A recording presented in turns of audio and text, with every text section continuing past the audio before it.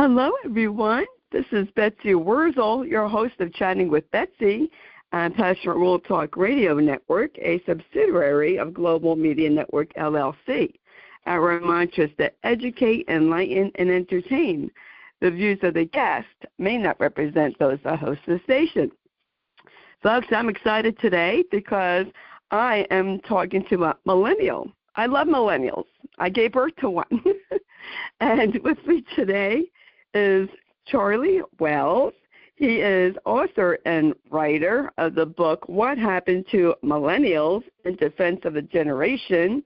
He is also an award-winning reporter at Bloomberg News who has covered finance, tech, real estate, and culture. Before Bloomberg, he spent 5 years at the Wall Street Journal and then 4 at The Economist. Welcome, Charlie Wells, to Chatting with Betsy. Hi, thank you so much for having me. You are welcome. First, Charlie, I have to say, I love the cover of your book. It's very catchy, and you might think I'm a little cuckoo. You're welcome. The color reminds me of the fluorescent paint that we used back in the 70s in a black room. That's exactly what this color reminds me of. Blind you, right? If you weren't careful. How did you pick that out? Well, yeah, that's a good question. I think we were kind of toying with a couple different ideas, and there's a couple colors that are kind of associated with millennials, right? There's a kind of millennial pink color, which is out there, and then there's this color, which I think you could kind of describe as like brat green is what we call it, and that sometimes gets associated with millennials as well. So it kind of stuck out. It was green. It sort of also, to me, it kind of represents something old, kind of that you're talking about, right? A color that might be really popular kind of in the 70s, maybe even the 80s, right? And then also something new, right? Because it is kind of fresh and, it looks kind of shiny and new. And I think that's kind of a moment that millennials are at, right? Where we're looking back, but also we need to look forward. So that's kind of why I picked it. Yes, it's very eye-catching. And as you know, Charlie, for a book to be in the store, the book cover has to be very eye-catching. And I think the that hope, people, right? yes, that's the hope. Yes, and if people pass by and saw your book, I think they would definitely want to pick it up because it does catch your eye, and of course it has a cell phone on the cover, which is very apropos to millennials. I'm a baby boomer, and when I see, younger people when they text with 2 thumbs, I can't do that. I'm a one finger. I can't do that. We're so linked to phones, and I think the funny thing is, for people looking at this cover, it's a phone, but it's actually an older phone, right? It's from like 2005, 2006. So it kind of remind people of some kind of nostalgic elements, which this book is, right? It's really kind of a look back, even though a lot of these developments, a lot of these new things are still with us today. Yes, and it is an older phone. It's an older cell phone, possibly maybe a flip phone. Back in the day? Yeah, it's got that element, yeah. Yes.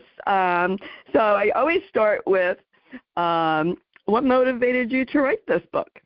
And congratulations, your first book. Thank you. That is very kind of you. So I'm a personal finance reporter by trade, right? This is something I've been doing really since kind of I started my career in journalism, covering kind of how people are spending, how they're saving, how they're kind of, living their kind of lives, their jobs, what they're hoping for. And when I first started in this business, I was like the young person in the newsroom, right? I was the one where they're like, okay, you're the crazy, new thing. Why don't you go write about these other crazy kids out there, who are entering the workforce, what they're doing, what's going on. And that's kind of when I started, but I've been doing this for about 13 years now. And over that kind of, roughly decade, almost decade and a half, I've just sort of picked up on some changes in what these kind of young kids are doing, because I think the biggest change is we're not young anymore. And the book is about millennials. I was writing about millennials early on in my career, and we kind of went from these sort of like new 20-somethings who didn't really know what we're doing to now people who are kind of between the ages of roughly, 29 and 44. So it's a pretty wide span, but there's been a lot of change over those years, and I wanted to document that. Yes, there has been. I mean, millennials went through a lot. My son is 41. So I'm a mom to a millennial. And, 9/11 happened, the war, if I remember my dates correctly, Afghanistan, Iraq. I mean, there was a lot going on. Technology was changing. And it's just so different, I think, for millennials. This might sound strange to say, but even like with the dating, it's so different for millennials. I think right. There's been so much change. There's been a lot of rapid change, right? And I think every generation kind of goes through changes. But I think something that was kind of unique about us is it almost felt like it sped up really quickly. I can't even imagine, the way that dating is now. It's not maybe so much millennials now as it is, what's the new generation? I can't keep these names straight. What's the newest one called? Oh, yeah, we're on Gen Z. They're really kind of hitting Gen Z. That's the moment where millennials really started getting a lot of attention. Yeah, I mean, just, meeting people through apps instead of like face-to-face. I know back in the late 70s, early 80s, not video dating, but you could go to like a video service to meet people. And that had just started. I never did that, by the way. I met my husband in person. But it's just a whole different world for millennials. And you interviewed several people. How did you decide who to interview? How did you choose? I think, there's 72 million American millennials, so there was a lot of choice. Wow. There were a lot of people to choose. There were a lot of people to choose from. And I interview millennials every day in my job. And what I wanted to do was speak to people whose lives had kind of intersected in some way with some of those changes that you mentioned, right? Someone who was in some way related to 9/11, someone who was related to the war on terror, someone who was really involved in the development of technology and all these changes that we're going through, some of the social changes. So I kind of sat back and thought about people who were from different parts of the country too, right? Because we all know the United States is massive. It's very different. People come from very different walks of life and backgrounds and ethnicities and political views. And so it's hard to get the views and experiences of 72 million people into one book, right? But I tried to kind of find people who, were different, because that's what we all are, and who had experienced some of these kind of important moments in ways that you might expect, but also ways that you might not. Millennials were originally called Gen Y. That's why I get confused. And it doesn't take me much. How did it go from Gen Y to being named Millennials? Well, a lot of people forget the name. And Gen Y was really kind of the logical follow-up to Gen X, right? That was the generation after baby boomers. And, it kind of made sense. All right, we've got X, then let's go with Y. But it was interesting because the word millennial really is kind of caught up in that turn of the century, turn of the new millennium, kind of all the kind of Y2K history that we had. And when the name really started to stick, like when it really started to kind of beat out Gen Y, was when we started entering the workplace, when suddenly, Gen X was kind of giving way to this new group of people. And that was really when social media was taking off. It was when a lot of these kind of news websites kind of based on social media were taking off. And that's really when the name kind of stuck to prominence as far as it relates to our generation, to this group of people. Why do you think millennials have a bad reputation to some people, not all. I think my millennial son is wonderful, but I'm a little biased. No, which is I hope you are. But, I think with generations, there's a lot of kind of cycles that they go through, whether, whichever generation we are, right? We all kind of go through different phases of life where we're young or inexperienced, then we grow older, we learn, and we pass through life. And that is kind of, one of the things that I think happened with millennials, where we were going through this really awkward phase of life, kind of early adulthood, your early 20s. I think every generation in recent memory could say that was a pretty awkward time, right? Whether you're a baby boomer figuring out the workplace, whether you're Gen X, whether you're a millennial or a Gen Z now. But I think something that was kind of unique and why millennials ended up getting this kind of strange reputation was, as I kind of mentioned, we were sort of really entering the workplace after the Great Recession, right? That's another big change that we went through at a unique time. And people in the workplace, right, they don't necessarily choose who their colleagues are going to be, right? I think we've all been in workplaces where we've worked with people that maybe we wouldn't voluntarily be with if we didn't want to. And millennials were that for a lot of older generations, right? And they were seeing us in a kind of new environment in a difficult time that we were really struggling with the economy. And this was all happening as it was even easier to observe people because social media was taking off. You could see what people were thinking on, Twitter when it was, developing, on Facebook, on a lot of these new platforms. So in a lot of ways, there was this group of people kind of entering a moment when they were really kind of under the microscope at a difficult moment in the economy. I think that's where a lot of the narrative about us came from. I worked with a lot of millennials, and I thought they were terrific. I mean, it's just like any other generation. There's some that are better than others. I do have to tell you a funny story. I worked I worked at a preschool, and I worked with a millennial, and she said to me, Betsy, I was in how old was that? I might have been in my late 50s at the time. And she said, Betsy, I hope when I'm your age I could move as good as you. Hey, she goes, that's a compliment, right? Yeah, she goes, I think I'll be in a rocking chair. And I said, well, thank you. It's a compliment, right? Yes, I just think that, with millennials, everything was recorded. They had the technology. I mean, my son, he had a flip phone. He didn't get a smartphone until a few years ago. But, everything's recorded. They record everything. We're back, well, we didn't have that technology when I was growing up, and in some cases it's a good thing I wasn't recorded.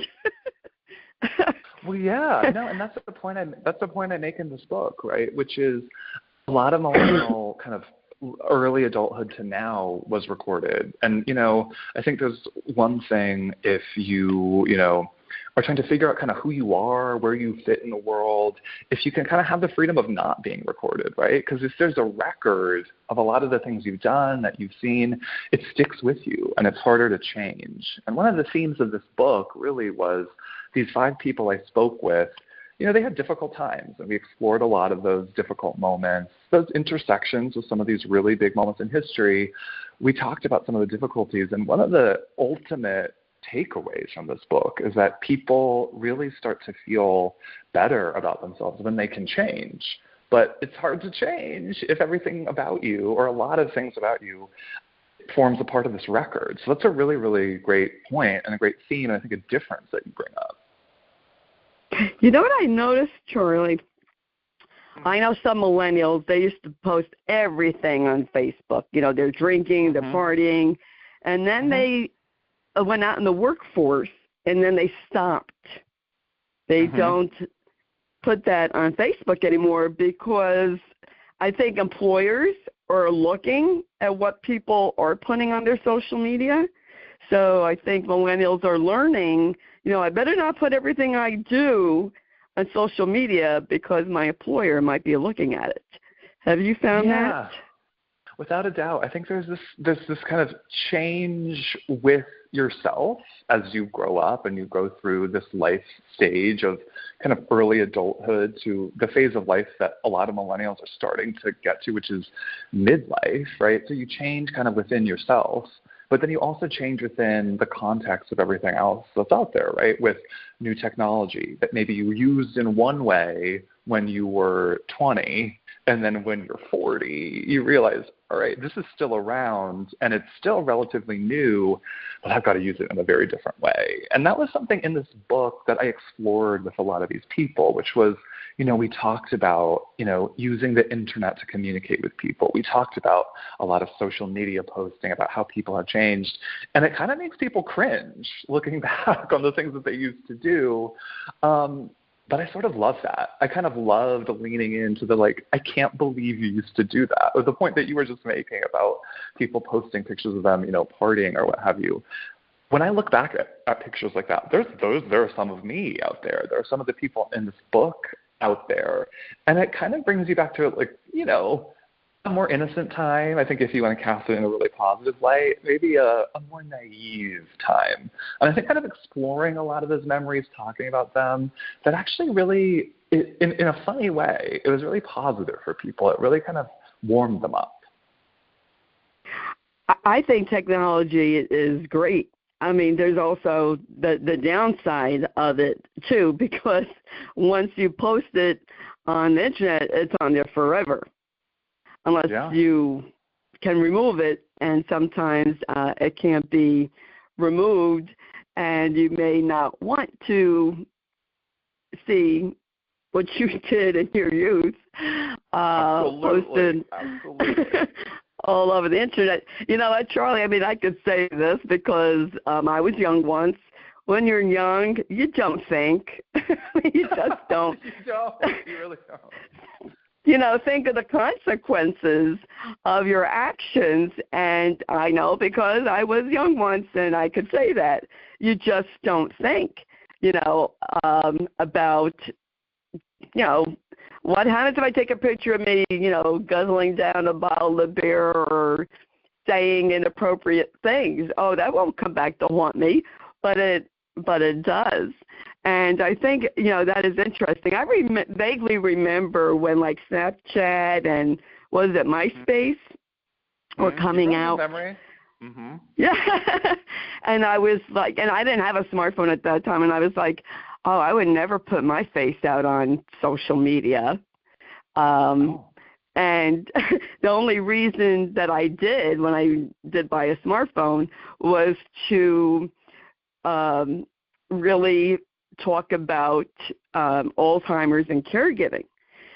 Oh, wow. And that's what made me go on social media. But then, I connected with people from school and, relatives and many, many wonderful people.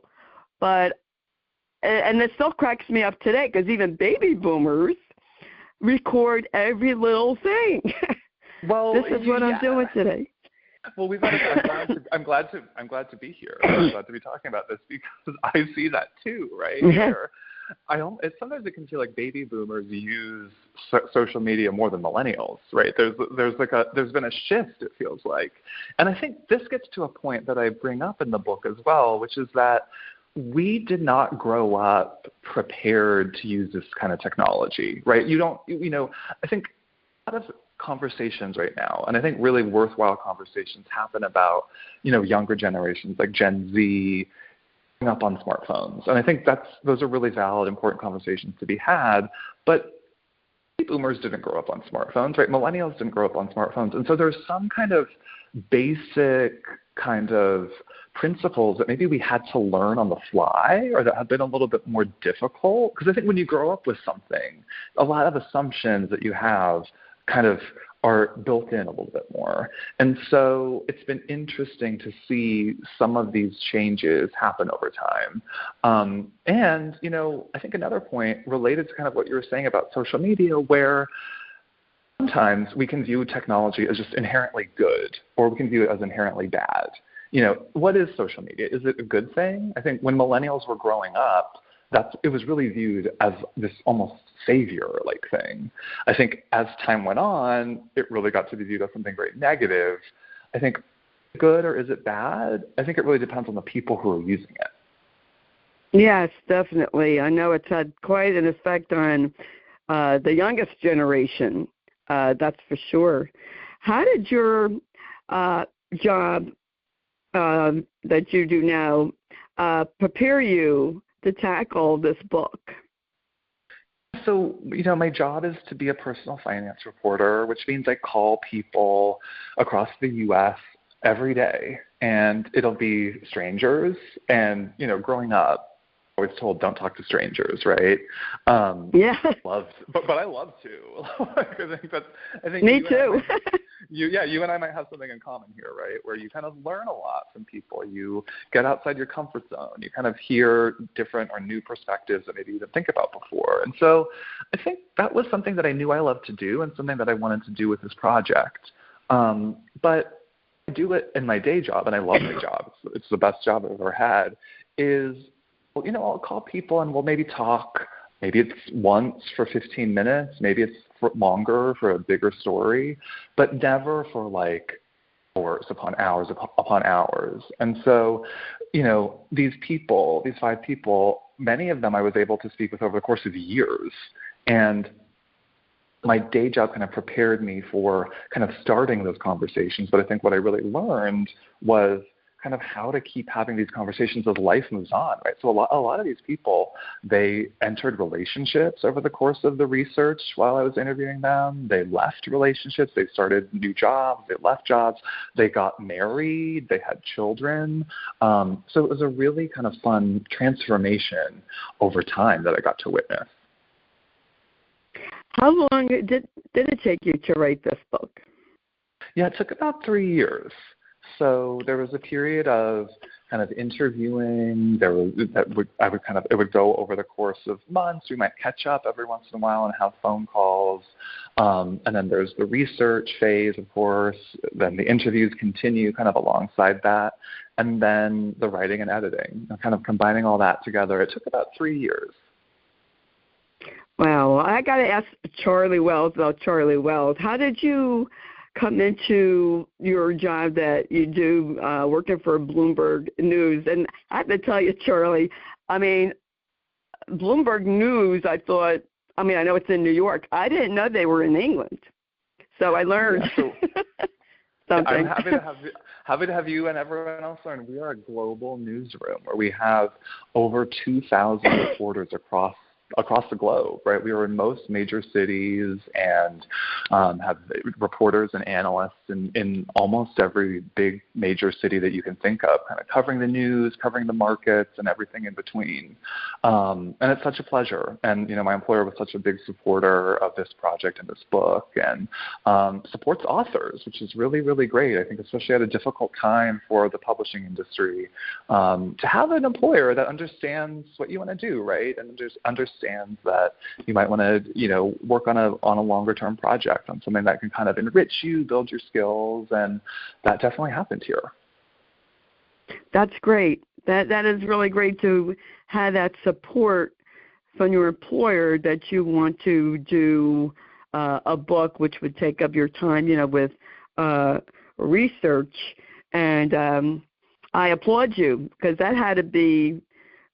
I ever think that had to be hard. You really have to manage your time, don't you? With, your job, research for your job, research for your book, writing your book. That takes a lot of time. It was a labor of love. Yeah. Sometimes it felt like emphasis more on labor, but at the end of the day, it was more on the love. So it was so much fun. It was one of the most rewarding things I've ever done. Probably the most rewarding thing I've ever done. Is there one millennial in particular that you interviewed whose story really stayed with you more? I know they're like all, people say about songs, they're all like their children, so it's hard to pick their favorite. But do you have a particular person in mind that will stay with you maybe more than the others? They were just all so different and so great. I just can't pick. I really, it was such an honor to speak with all of them. But I think, one of the themes that really stuck with me, if I could condense it down that way, was that kind of came across in all of these different conversations was this idea of change, right? Of being able to kind of embrace and grapple with things changing in your life. And I think that's a lesson that I took from a lot of these people. And I think it's one of the hardest things that we go through as humans, right? To be okay with things changing and to embrace it and kind of, be okay kind of maybe living a totally different life than you thought you'd be living because of circumstances. True. Also right? But because of circumstances, but also because you yourself change and being okay with that. I think that was something that really stuck with me as I spoke with these people. You know what, Charlie? I have to tell you, because that is so common with baby boomers. Change. You have to be resilient and learn to adapt to changes. And that's really hard. That's really hard for a lot of baby boomers, too, because as we age, there's challenges. You could lose your spouse, and you have a different world. And it's not easy for changes. You have a story of Olivia, who lost her dad in 9/11. And, she was young. He was only 33. That is really difficult, hearing about it in the classroom. I can't even imagine losing a parent at a young age. I was very fortunate. I lost my parents really as an adult. My mom passed away over a year ago. She was almost 94. My dad lived to 88. But that is difficult. My husband died a few years ago, and, it was right after COVID. It was hard for my son, and he was in his 30s to, adjust. Thank you. Sorry to hear about that. And I think, that connects to that idea of change, right? And I think one of the issues that came up, not just with this woman, Olivia, who is a really extraordinary person, but with a number of other people in this book, was loss, right? I think that's just one of the most difficult experiences that a person can go with, right? Losing a loved one at any point in life, right? And I think we all, whatever generation we're in, we have to come to terms with that. That's a part of human life. And I think if you're documenting as an author how life changes over time, inevitably one of the things that comes up is loss. And it was really difficult speaking with Olivia in particular, but a number of others who, when you lose someone maybe earlier than you're expecting or in a way that is not private, she lost her father in 9/11. That was incredibly public. And I think sometimes too, and this is maybe not something I expected in my conversations with Olivia, was, people can associate you with loss as well, where they almost they don't pity you, but they give you so much sympathy. And sometimes I think this is a complicated part of grieving and loss. You don't want that, right? You want it for a time, but then you change and you develop, and you don't want to maybe be associated with that. So that was something that we grappled with too. How do you live the rest of your life having witnessed this really traumatic loss pretty early on? That was one of the central themes that we explored together. Yes, that is very difficult. And what I think is so different between my generation and millennials is that I grew up with, you don't talk about your feelings. You don't talk about people who have died. Mental health was not discussed. Grieving was not discussed. Where with my, and especially, I have to say this, growing up, weakness was seen as if you cried. That was, you're a weak person. That is even as a female. Boys, forget it. you don't cry, you don't show emotion, and that is so unfair, Charlie.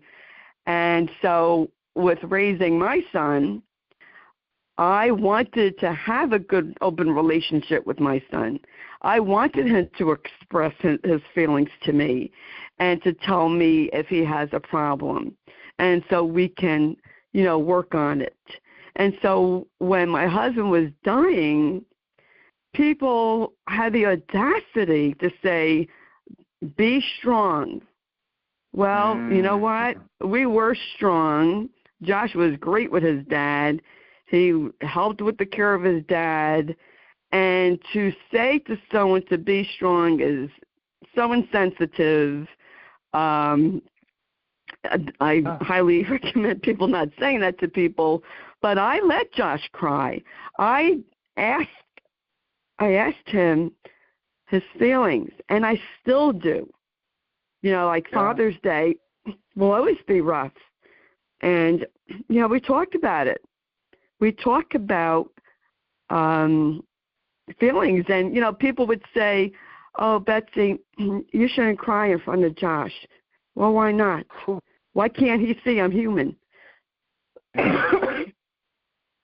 So I think it's these comments. It's people make these comments, and I think maybe they don't even know that they're doing it, but it's just like loss is one of the most fundamental things that people go through. And I think just not thinking before you speak, that was, again, something that I learned a lot from Olivia, was the words matter a lot, right? And I think just thinking about your point of, like, be strong. What does that even mean, right? Like, you can be strong. You can be strong crying, right? You can be strong going through something.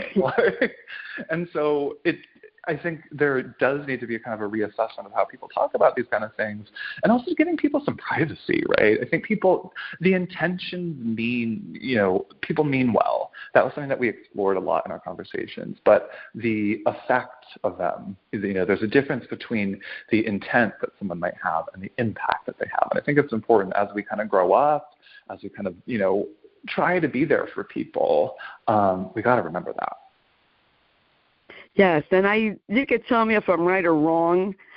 I think because we grew up as baby boomers not talking about anything, I think most of us try to encourage our children to talk about things. Do you feel that millennials, and I know everyone's different, are more comfortable in sharing their feelings and talking about their feelings? I think that's the overall takeaway, and I feel pretty comfortable saying that. And, I might be a little biased because the people that I spoke with in this book all shared their feelings and sentiments with me, right? And there, of course, are millennials who don't do that. But I think it has been this kind of intergenerational dialogue where I think there are older generations who felt like they kind of couldn't be as, open about what they were thinking and feeling as others. And, I think sometimes millennials can kind of that's where some of the bad rap can actually come from, right? Where I think some critics will look at us and say, oh, you guys talk too much, right? You're sharing too much. And I think that can happen, right? One can overshare, but I think there's a balance to be struck. And I think it's honesty is the best policy, right? Yes. And I'm a huge mental health advocate, Charlie, and I say this on my show a lot, but I think we need to raise our sons to be able to express their emotions in a supportive environment so that they know it's okay to be sad, to express feelings about grief and loss. And I always say, with parents, I don't care what generation you're from, you have to keep that line of communication open because you don't want your children to go to other people for advice that may not give them good advice. And I think millennials are more open to going for support for mental health care. That's been a big transformation and change, and one for the better, right? Yes, definitely. I have discussed mental health with my son, and I, offered to take him, but he didn't want to go. He said, no, I'm not comfortable talking to anyone but you, Mom. So it's also a compliment, right? Yes, yep. It's just, and we discussed suicide because he saw in the paper that a police officer he knew was on the train tracks.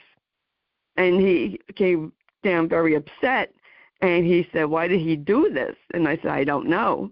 And we had a discussion about it. And I think maybe not all baby boomers, but I think because we learned from our parents, which was, the greatest generation or the silent generation, that it's best to talk about topics that are not comfortable, but talk about it anyway out in the open. And I think millennials learned from us, right? So when they have children, they might even be more open. Yeah, let's see. Do you see that? Like a difference with parenting with millennials? Yeah, that came up in some of the conversations with the people in this book. They really want to kind of take the lessons that they've learned, the things maybe that they did right, maybe the things that they did wrong, and then pass them on to the children that millennials are having today. I think that's with every generation, Charlie. We learned from our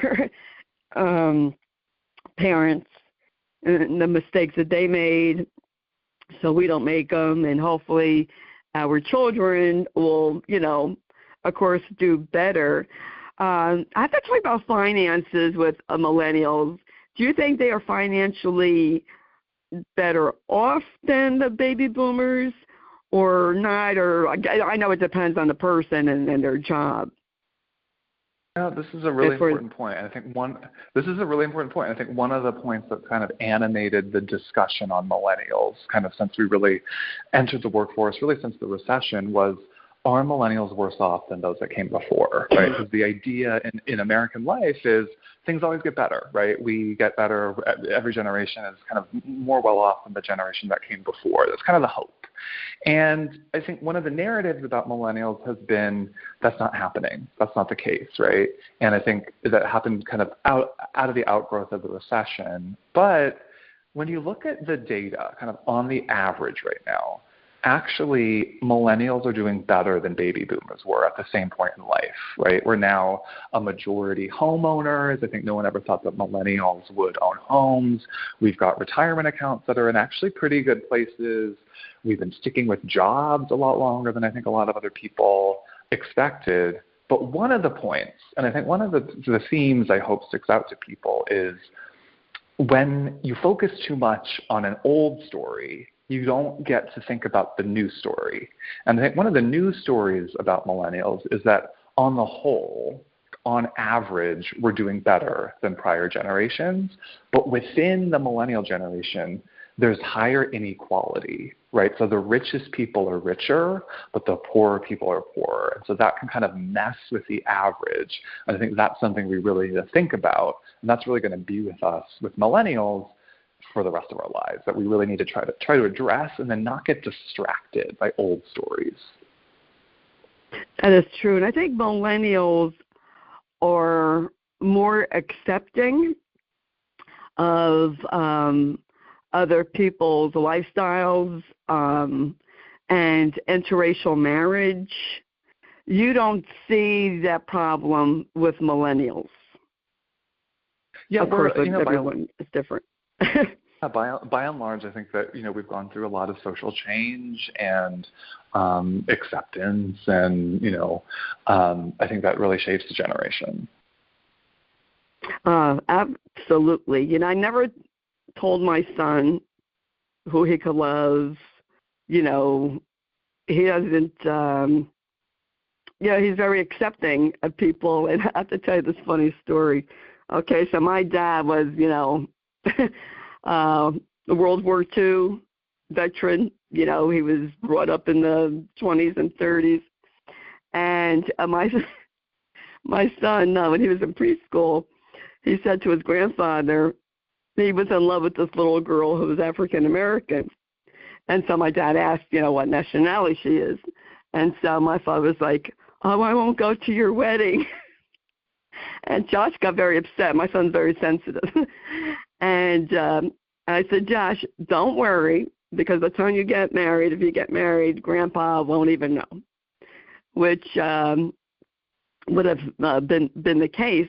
But my son is very accepting. You know, when I was growing up, it was not acceptable to interracial date. I missed out on an opportunity of dating someone because they were African American and my father would have killed me. Now it's more accepting. And I think that is great. You know, when I was growing up, you knew who was in the gay community, but you didn't talk about it. You know, it was hidden, but you knew. And now, you know, it's more accepting. And as I always say on my show, you don't have to like or approve of someone's marriage or lifestyle, but this doesn't give you the right to bully them. Nobody has that right to do that to somebody. And I just think that when I see my son, who's very accepting, do you find that millennials are more accepting of people's lifestyles and as far as like interracial dating and the LGBTQ community? Yeah, I think people have moved on, right? I think it was so important, and I think we finally are moving in that direction. So I think that's hugely positive. Yes, that is. I just think it's wonderful. Not in so much in my time, but you know, back in my parents' time. Well, even I guess some baby boomers, you know, they kicked their children out. They didn't approve of their lifestyle. Charlie, I could never imagine throwing my son out of the house for who he loved. Never. Yeah, it's important. Very important to talk about. Yeah. You know, because that would make him more prone to get into trouble. I could not even imagine throwing a child out to become homeless. That to me, that is awful. But I like the changes, and I think your book, What Happened to Millennials in Defense of a Generation, is for everyone to read, because we could learn from millennials. No, right? I think it's always good for other generations to read about others, right? It's kind of a way to learn to understand people better. And, you know, there can be a lot of misunderstanding between, you know, different groups of people, whatever they are. But I think being curious and trying to, you know, understand what someone else's life is like, kind of, even if you don't agree with them, I think is really helpful and valuable. So I hope that's what readers get from this book. Yes, I was going to ask you, what would you like the readers to take away from your book, Charlie? I think the big takeaway is kind of be curious, right? I think we live in times when people don't talk to people who live outside their bubbles or their worlds or what have you. And I think one of the joys of being a journalist is that, you know, you're talking to lots of different people. And so I hope I can pass that on to people who maybe don't do that, you know, for their day job, but want to kind of understand what it's like to be somebody else.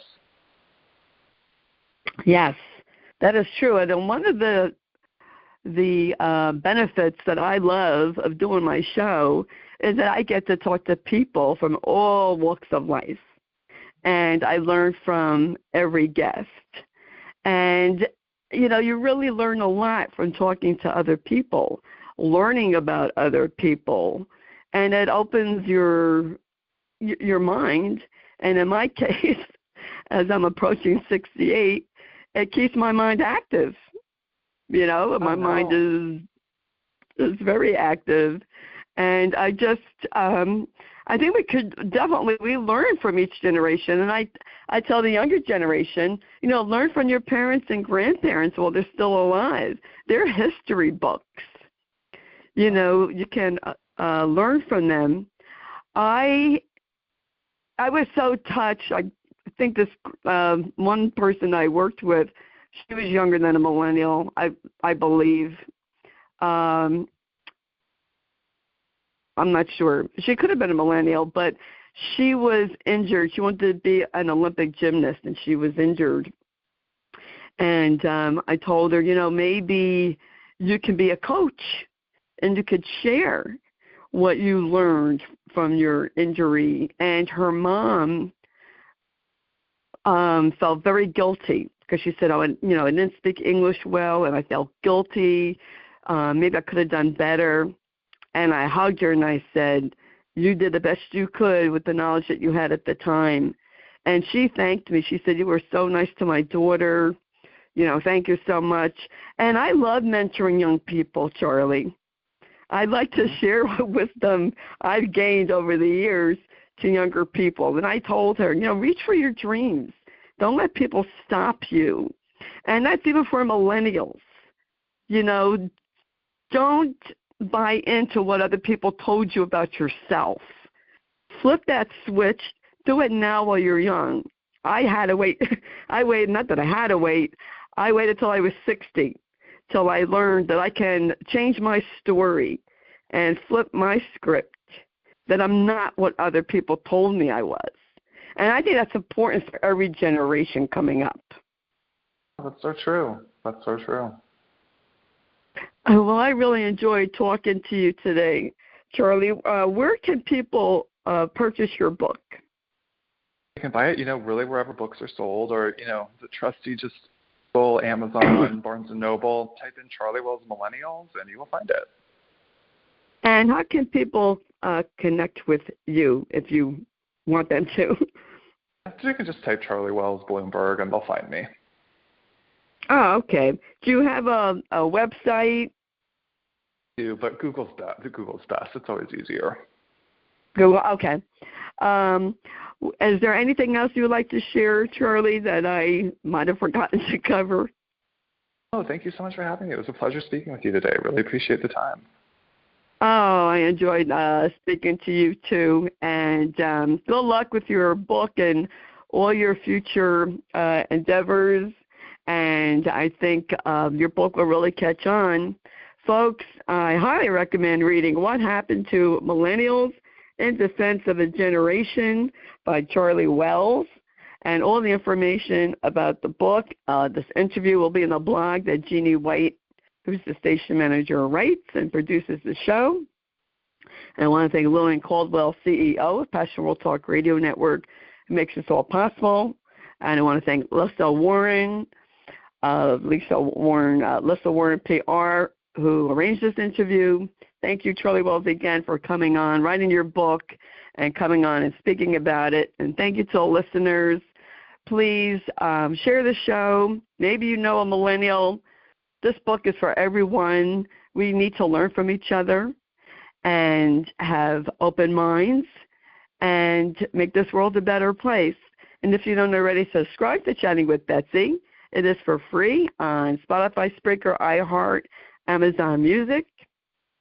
And you can follow me on Facebook, Betsy E. Wurzel, Wurzel. And as I always say at the end of my show, in a world where you could be anything, please be kind and shine your light bright, because we need it now more than ever before. This is Betsy Wurzel, your host of Chatting with Betsy on Passionate World Talk Radio Network, a subsidiary of Global Media Network, LLC. Bye-bye now.